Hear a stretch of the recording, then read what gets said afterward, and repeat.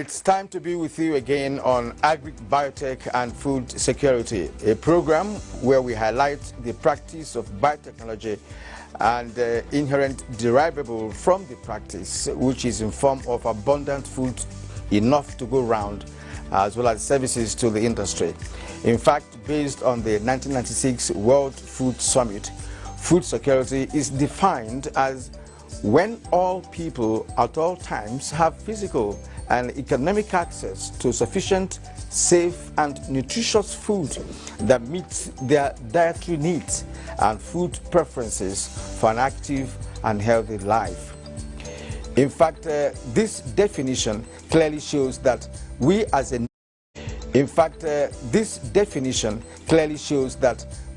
nation, we are nowhere near 50% of attaining the threshold. So what do we need to do differently? In one of our, Mrs. Sarah Iwajunwa, and of course, Abraham Isa, they'll be talking to us on the activities of OFAB. Well, that's up ahead. I am Kieran Umeayo. Stay with us. This is introducing a new TV series on agricultural biotechnology, one of the most complex and accurate scientific discoveries designed to provide sustainable food security for humanity. In the light of rapid population growth, agri-biotech must be understood, accepted, and embraced to realize its full potentialities. Nigerian agriculture is vulnerable to climate change with associated occurrences, reducing agricultural production across the nation. But biotech offers new tools for increasing agricultural productivity and protection of food crops. And from farmers, testimonies abound on the benefits of genetically modified crops. In this TV series, we shall be dissecting issues surrounding agri-biotech with experts on its understanding, acceptability, and application, week in, week out. Join me, Kieran Umeayo, on our show, Agri, Biotech and Food Security. Be my guest, Tuesdays, 7:30 p.m. on NTA International. Brought to you by OFAB Nigeria, under the auspices of NAFDA. I have the pleasure to welcome to the show Sarah Iwajunwa. I hope I got that correctly. Sarah Iwajunwa is the head of OFAB unit at the National Biotechnology Development Agency here in Abuja. Sarah, it's my pleasure to welcome you to the program. Thank you, sir. And with Sarah, to discuss the topic for today's conversation, I have Abraham Isa. Abraham Isa is a program officer with OFAB. You're welcome, Abraham. Thank you so much. Madam, let me begin with you. Let's get to know the meaning of OFAB. First, so let's start from a definition so that many Nigerians who may not have had that before will be in a position to understand the concept of OFAB. OFAB is Open Forum on Agricultural Biotechnology. It's an awareness operation platform that is established to facilitate the conversation between farmers and the policymakers, the media, about the importance of agricultural biotechnology for improving crop and livelihood of the people. So it's actually a program that was initiated by AETF in 2009 here in Abuja on the 9th of April. The program that is established in NAFDA with the co-host ARCN, Agricultural Research Council of Nigeria. There is an awareness creation platform that sensitizes people on the importance of agricultural biotechnology. All right, Abraham, would you like to add to that definition, or do we just move ahead? It is important to note that OFAB plays a very significant role in making sure that Nigeria attains food security. Of course, we know that no nation across the world can achieve a state of food security without incorporating biotechnology. Again, the challenge of misconception, which is, of course, a major roadblock to biotech adoption, is a really big concern. So OFAB plays key role, like you said, in unwinding this misconception and making sure that the right concept of biotech, most especially agri-biotech, is well driven into the minds of every Nigerian and, of course, the African continent. And I want to get to understand who are your target audience. You're talking about the media, being involved, because of course it's awareness creation, so media has to be there. But what are the other stakeholders, that you usually engage in this awareness creation process? Okay, as an awareness platform, and because it's a new technology, agricultural biotechnology is a new technology, and we focus on farmers, the media, the general information we are provided, right information. OFAB is in charge of this program, for instance. It's also part of the awareness creation that you are talking about. Yes, OFAB was established to bring the gap between the scientists and the public, because scientists, they will be in the lab doing a lot of things that you might not be aware of. So OFAB is there to bring what the scientist is doing from the lab to the public, because for instance, the PBR cowpea that have been developed to resist Maruca insect. Yeah. So the farmers, many people might not know that this cowpea is available. So it's OFAB responsibility to now bring out this product out from the shelf, and also to make people understand the science behind it, what the cowpea stands for, the problem is solving. You understand? We have to communicate what the product stands for, the quality of the seed. Well, okay, yes, Abraham, just along the same line of her thought, with respect to, creating awareness on the quality of seed, as a matter of fact, the profits drivable from adopting biotechnology. From your experience, what are people telling you? I mean, the people you've been engaging, what are they telling you? What is the message you're getting from them? Well, the messages are massive. Farmers who have been using the product of agri-biotech, like you said, PBR copy, which is the first food biotech beans throughout the world. They have been giving so much positive comments.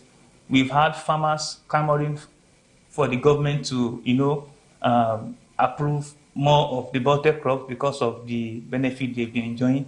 For instance, the PBR copy has, a climate smartedness, advantage in terms of,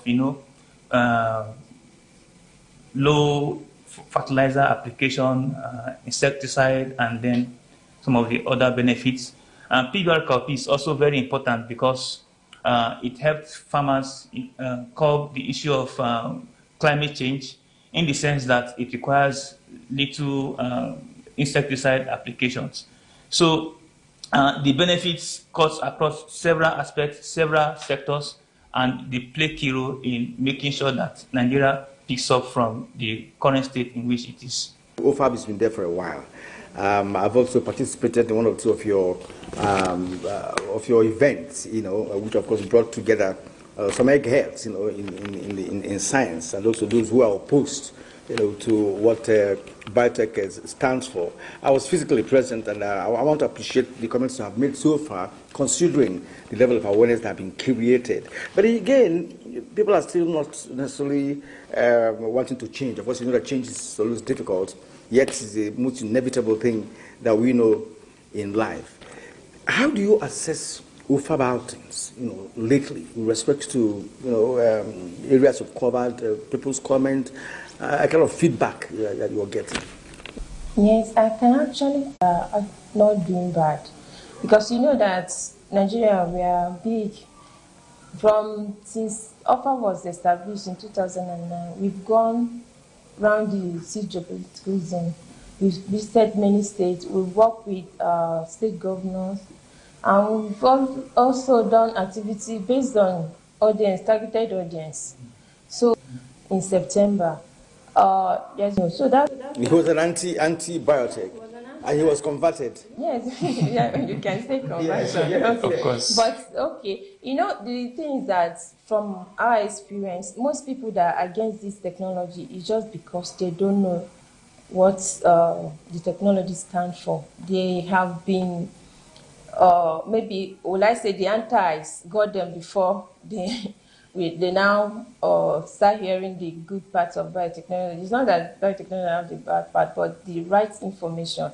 So OFAP stands to go round everywhere to give people science-based evidence information, the right information they need to have. And when after each program, people will not say, oh, now they know. This is not a bad idea. Of course, we've gotten a lot of support. Before, when OFAP started, Nigeria didn't have biosafety law. It was through the awareness that even the federal government was convinced, and they have to set up biosafety regulatory agency. So regulate the activities of modern biotechnology. And the technology we are talking about is applied in medical. The vaccines that we give to our children are made from biotechnology. So, and when you apply it to food, I don't think it's a problem, because when you eat, it has been a very good one that we've gotten, but very positive results. But as you know, Nigeria is... More jobs needs to be done. Yes. We need to do more job, right? You know, because when you talk about acceptance or believability, you also talk about the preponderance of people we are talking about. How many are there? And before, Nigeria is big, as you rightly pointed out. All right, let me return to Abraham again. The media, are you being assisted, apart from organizing OFAB events where you bring media people, policymakers, consumers, farmers, and what have you?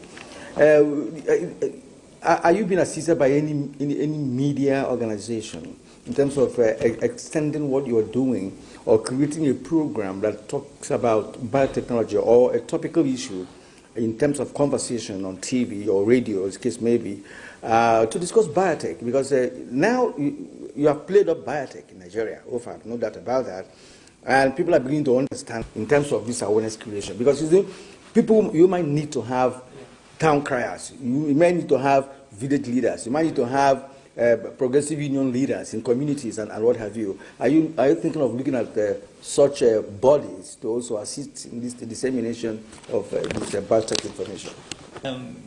Looking at it from your point of view, OFAB wouldn't have reached the point in which it is now without the help of the media. In fact, many of the media practitioners have turned out to be the champions of this technology. They've heard about it, practiced it, and then got convinced about this biotechnology. So it is, of course, noteworthy to understand that the media play a very crucial role, and then we don't play with the media in any way. So, in fact, many of the media practitioners have turned out to be champions. And, of course, in a way, we also compensate their efforts through various media awards, which is an annual program, and then our grant, which we also normally give out to the media practitioners, those who have, have an outstanding performance over the years. So it is very important to note that the media play a very crucial role, and that OFAB doesn't in any way undermine that partnership with the media. So the second question is, media, of course, to a reasonable extent for the elites, right? But the farmers we're talking about are not lettered, so to speak, right? So how does OFAB penetrate that section of the society? That's what I was talking about. Town criers, community leaders, and all that could help to get down the cascade, the information to the grassroots. Thank you, Kieran. One thing about science is that it is evidence-based. So even if you want to put aside the media, farmers are very practical people. They are moved by what they see. So many farmers who have planted PBR cowpea, have seen the benefits, they have experienced it. So the biotech products, PBR cowpea, BT cotton, telomeres in the pipeline, are speaking for themselves. The benefits, their yields, of course, their tremendous usage are, of course, speaking for themselves. So one farmer uses this, tells the other farmers, and then the story keeps spreading and spreading and spreading. We've had instances where the farmer president, Architect Kabiru, himself advocating and calling for other farmers to adopt this biotech crop. So, of course, if the biotech crop is of no advantage, no farmer would want to advocate for it. So the benefit, the yield of this crop is actually speaking big volume for itself. Let me return again to Sarah Iwajunwa. Are there any challenges confronting you in the process of this awareness creation for biotechnology? Of course, there are a lot of challenges, but it's not something that cannot be handled. One is that some people mindsets are already formed, so you need to really work before you can convince them. And also, because, Nigeria is big, challenge of fund is a very big problem because, advocacy is very expensive. So we have the challenge for fund and trying to go to some remote areas like bad roads and insecurity too. It's also a big challenge because there are places that we cannot actually go because of insecurity. So. Yes, I'm one of those who also think that OFAB requires more funding, better funding, because it takes a lot of time to convince people, especially when it comes to issue of food that people eat. And again, when people already have established culture, an ideology of something, to turn them around, it takes a lot of time. Even the educated ones, we find it difficult to also talk to them. And Abraham, just in a word or two, are you giving pass mark to OFAB? OFAB is almost like a household name now in Nigeria when it comes to biotech. Okay. So if you say pass mark, that would be an understatement. I would give an excellent mark to OFAB Nigeria. You're marking yourself. Okay. No, Kieran, if you said I'm marking myself, then I would not want to accept that because this remark from me is a general remark from all the stakeholders across Nigeria.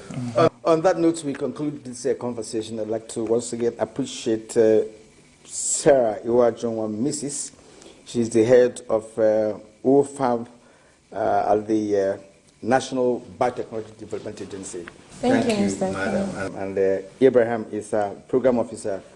We appreciate you. Thank you for having us. All right, and we are still on the program Agri, Biotech and Food Security. Thank you for staying with us. We have been talking to a cross-section of Nigerians on their understanding of agri biotechnology and its application, and whether or not the technology can assist Nigeria in food production. It depends on the kind of biotechnological support you are giving.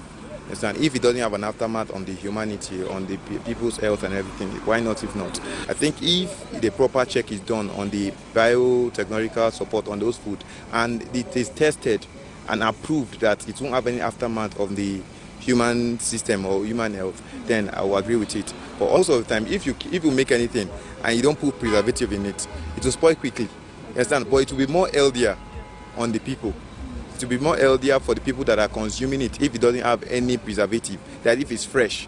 But the preservative make it last longer, it reduces the nutrients perhaps and increases the longevity. It's working. So if this bio whatever that is bringing now, that will bring more extensions, that will put farmer to adapt by the rules of the technology, I believe the farmers will be more